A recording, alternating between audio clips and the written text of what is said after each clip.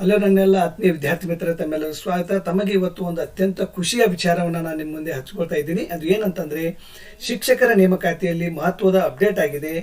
ಈಗ ವಿವರಣಾತ್ಮಕ ಒಂದು ಪರೀಕ್ಷೆಯನ್ನು ಸರ್ಕಾರ ರದ್ದು ಮಾಡಲಿಕ್ಕೆ ಒಪ್ಪಿಗೆಯನ್ನು ಸೂಚಿಸಿದೆ ಅಂತ ಇದೀಗ ತಾನೇ ಒಂದು ಮಾಹಿತಿಯನ್ನು ಬಂದಿದೆ.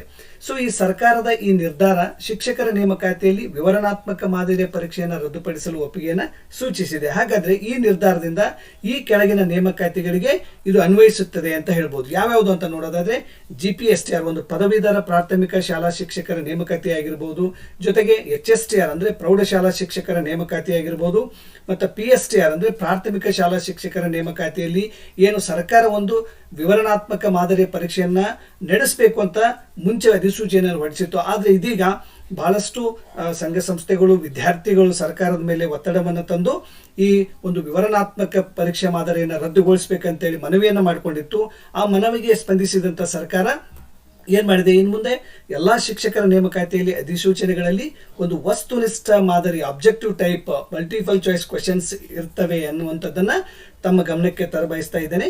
ಜೊತೆಗೆ ಇಂದು ಅಥವಾ ನಾಳೆ ಅಧಿಕೃತ ಒಂದು ಮಾಹಿತಿ ಅಥವಾ ನೇಮಕಾತಿಗೆ ಅಧಿಸೂಚನೆ ಹೊರಡಿಸಲಿದ್ದಾರೆ ಅಂತ ಹೇಳ್ಬೋದು. ಸೊ ಇನ್ನಷ್ಟು ಹೆಚ್ಚಿನ ಒಂದು ಮಾಹಿತಿಗಾಗಿ ಅಪ್ಡೇಟ್ ಮಾಡ್ತಾ ಇರ್ತೀನಿ. ಅಲ್ಲಿವರೆಗೂ please subscribe, like, comment and share the video with your friends. Till then, take care. Thank you.